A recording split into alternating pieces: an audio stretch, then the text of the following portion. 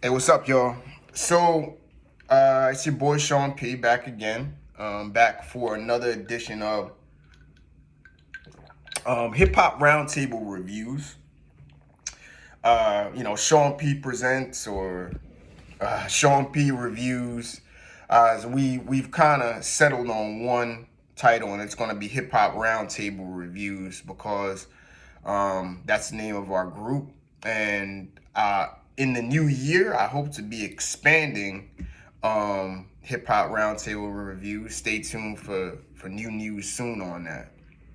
Anyway, it's that time of year again.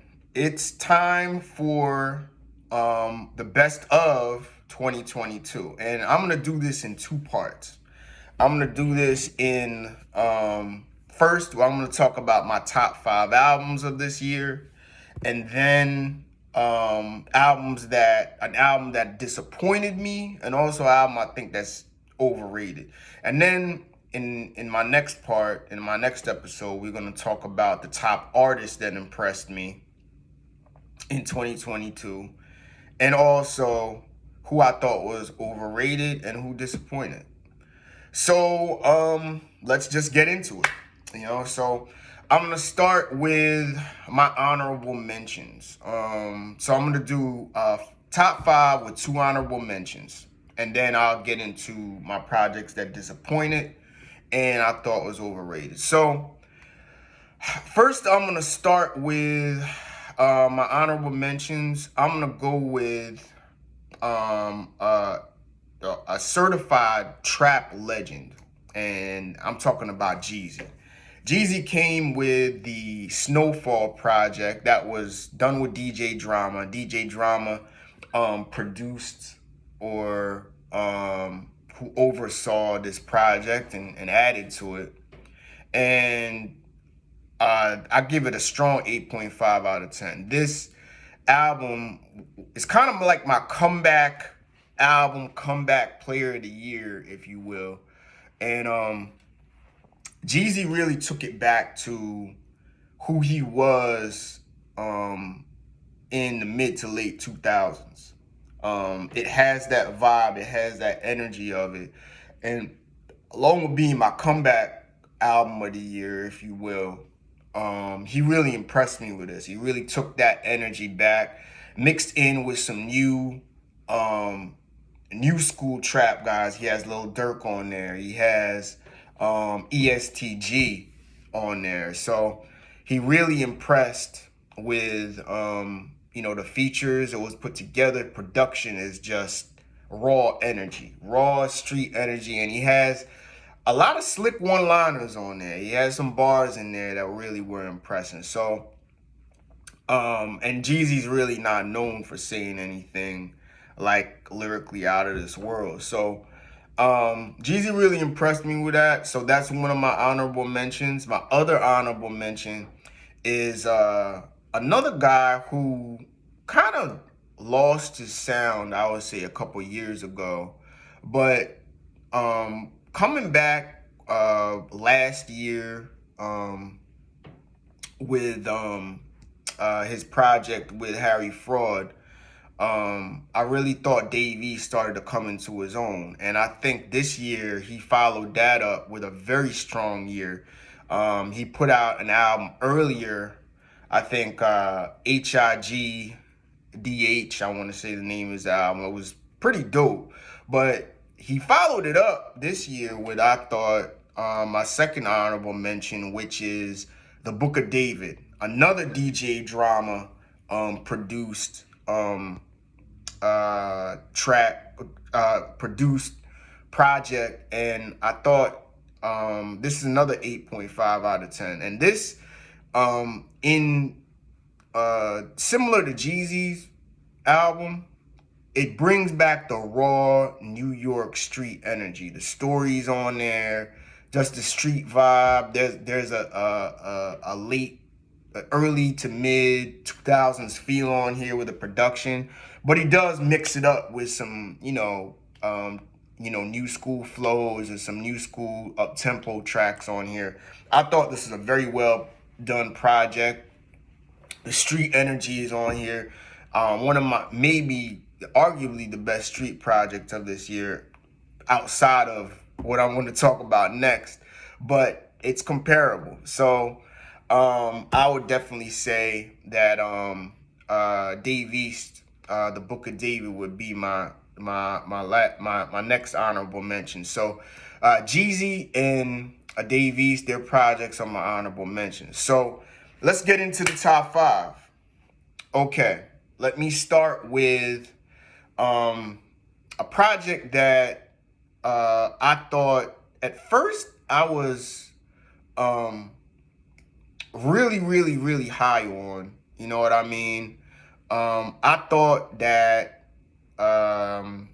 it was at one point my album of the year, but kind of fell back because of other albums that came out. But I'm gonna go with Benny the Butcher's Tana Talk 4. I give it an 8.5 out of 10, maybe a 9 out of 10, which is arguably the best street project this year. Street album. I mean, him and Alchemist didn't go wrong on here. He got Alchemist on here to produce it, and just the bars, just the raw street energy on here. Again, Griselda did not slack at all this year. I know Kanye had a strong, not Kanye, but Conway had a strong project this year as well that didn't quite make my top five, but it was definitely a top 10 album. And Tana Talk 4 did not, slack off one bit. I just think his bars on here, the one-liners, his just his bravado on here, Benny did not slack at all on this. So I give that an 8.5 to a 9 out of 10. And then for my number 4 project, I had to give it the edge to what many would consider his rival, and that's Freddie Gibbs and Soul Sold Separately. And I was on the fence about this album at first. At first, I was like, this is decent, but better. He's been better in the past, and I think we're almost comparing it to Alfredo and Bandana, which almost got classic album of the year appeal. I mean, those were classic status albums maybe down the road. So this is a little bit lesser than that, but it really grew on me. I love the production. I love the variety of flows he has on here, the variety of types of songs. He has street records on here. He has kind of turn up tracks. I mean, Offset was featured on this album. He has a down south banger with what's his name, Project Pat from 3 6 Mafia. I mean, it just the variety of sounds on here is fire. And Freddie brought again his street energy on here again. So I gotta give my number 4 look to Freddie Gibbs, Soul Separately. So top 3. I'm going to go with my number 3 project, and this is Pusha T with It's Almost Dry. I thought the best produced album this year. I mean, the production on here was off the hook. And again, this is a really good year for street rappers. Pusha T does what he does best. I mean, the drug game kingpin flow is not slacking on this, and he came with a variety of flows like his bravado, his tone, his energy is on here, and he also had a lot of bars. You know what I mean as well. Kanye and Pharrell did their thing on here, so I really thought that was hot. I'm gonna give this probably another 8.5 to 9 out of 10. I would say that I could see it being 9 out of 10. I could see it being up there with his Daytona project not too long ago. You know what I mean? So we'll definitely do that as my number 3 project, Pusha T, It's Almost Dry. And now we get to the top 2. And this seems to be a theme going on in this year. We're going to see these 2 artists go. I think it's an interesting comparative dynamic between these 2 artists. So I'm going to start with my number 2 project, Kendrick Lamar, Mr. Morale and the Big Steppers. Just to let you know, I was kind of skeptical on this. This was Kendrick Lamar's comeback album after 5 years, and I really wanted to see where he was going to go with it. And Kendrick kind of took a page out of To Pimp a Butterfly's book and a page out of the Damn book and kind of combined it. And it's an excellent sound. It's an excellent sound on here. I love the vibe on here. I love the conscious themes on here. I think he had a very powerful record with We Cry Together. Also, his song at the end talking about, homophobia and homosexuality and, how people perceive that in the hood. Like, he had a lot of real strong, powerful concepts on this album. And he had bangers like N95. You know what I mean? Like his track Silent Hill with Kodak Black. I didn't even think Kodak Black would work on a Kendrick Lamar album. And then again, it did, So that I would have to go probably 9 out of 10. I'll go 9 out of 10 with Mr. Morale and the Big Steppers. Love the production, love the beats on it. And of course, my number 1, I'm going to have to go with Nas, King's Disease 3. Again, I was skeptical. Could he live up to the pressure of Magic and King's Disease 2? And sure enough, he did. Really, the Hit Boy series with Nas and Hit Boy, from King's Disease 1 to Magic to King's Disease 3, may go down as one of the classic runs in hip-hop history. This album has it all. Nas has transformed himself into a very relatable MC now. And it took Hit Boy to bring that sound out of him. And the beats on here are just off the hook. Think between this and Pusha T's album is the best produced tracks of the albums of the year. I mean, the street bangers on here, from Thun to Michael and Quincy to What the Fuck or WTF SMH. This is just, they fit each other like a glove, their styles right now. And Nas is coming back he's transformed himself, and he's kind of put hit the bite of his mid-90s MC part and modernized it into a very modern style that he's not talking over your head no more. He's really to the point. You know what I mean? And I love this album. This album is on repeat. I don't find any songs on here that are bad. Maybe a song or two that's kind of slow, but there's a great concept behind it. So I give this a strong 9 out of 10. I could see it maybe being classic down the road. And I think this is my album of the year. Now, the dynamic I was talking about is him and Kendrick, are kind of the dons of 2 different eras, of 2 generations. The king of the 2010s versus the GOAT from the 90s and 2000s. And I think it's an interesting contrast between the 2. And I'll save more of this for my Artist of the Year part. But I think Kendrick and Nas had the best 2 albums of this year. And they showed why they are both, Nas is a certified GOAT. Kendrick is in the GOAT conversation, as far as top 5 all time, top 10 all time, So let's review. I'm gonna go with my honorable mentions. Jeezy, Snowfall, Dave East, The Book of David.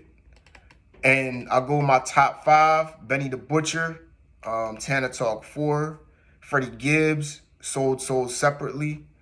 And then I go with my top 3. I would go with Pusha T, It's Almost Dry, Kendrick Lamar, Mr. Morale and the Big Steppers, and Nas, King's Disease 3 is my #1 album. So that's my top 5 list with 2 honorable mentions for this year. So let's get back to it. Who put out the most overrated project this year? Whose project was really overrated? And I've seen this in my group and people have talked about it. I'm gonna have to go with The Game.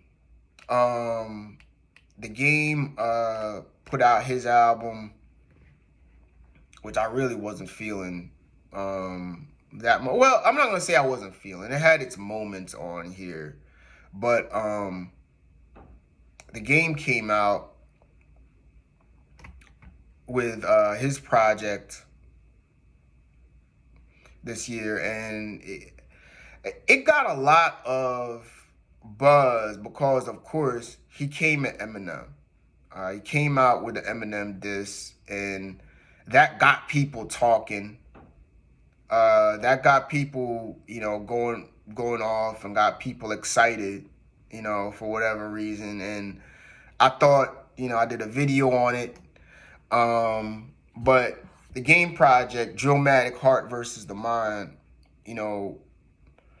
I just thought was all over the place, and it's typical a typical Game album where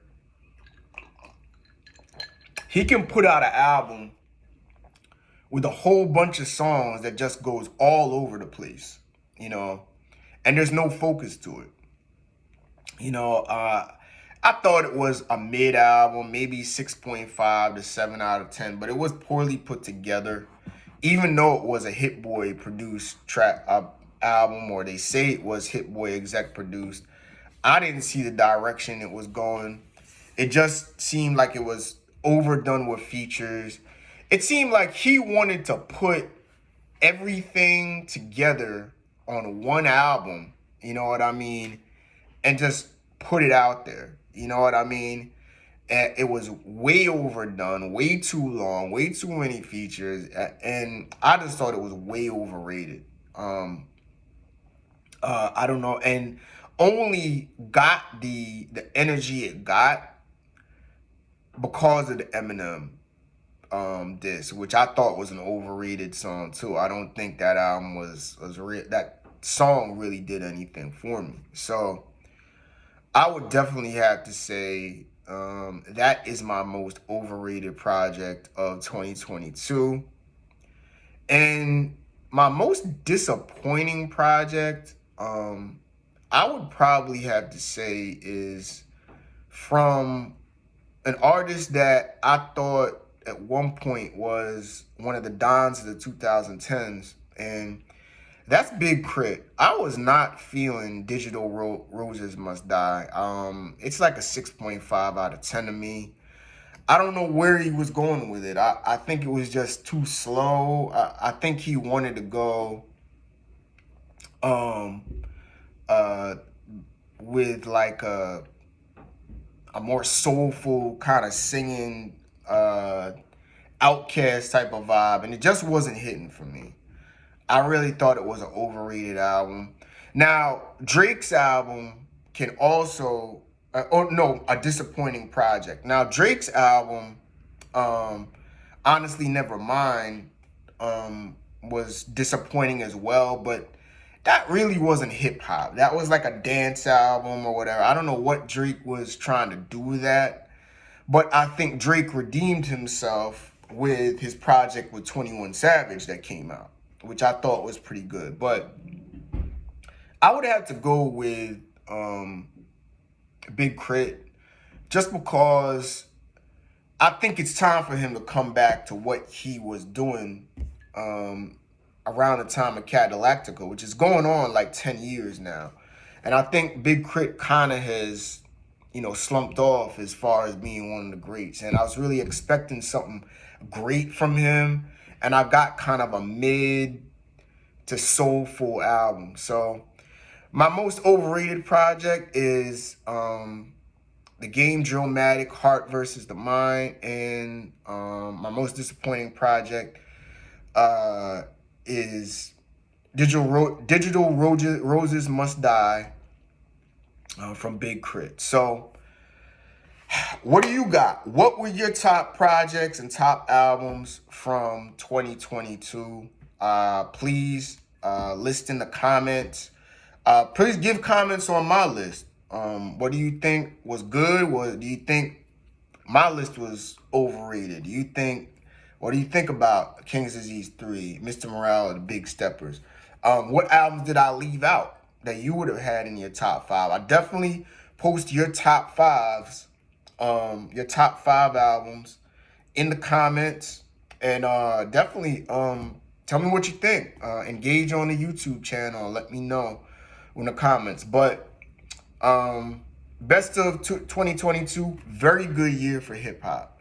Did top 2021, which I thought was a good year for hip hop. But this year may go down as one of the best years in a long time. So definitely check my list out. Like, share, subscribe. Definitely let me hear your comments and tell me what you think, all right? I'll be back with part 2, talking about my best artist of 2022 in the next segment. And with that, enjoy the rest of your day, and I'll see y'all later, all right? Peace.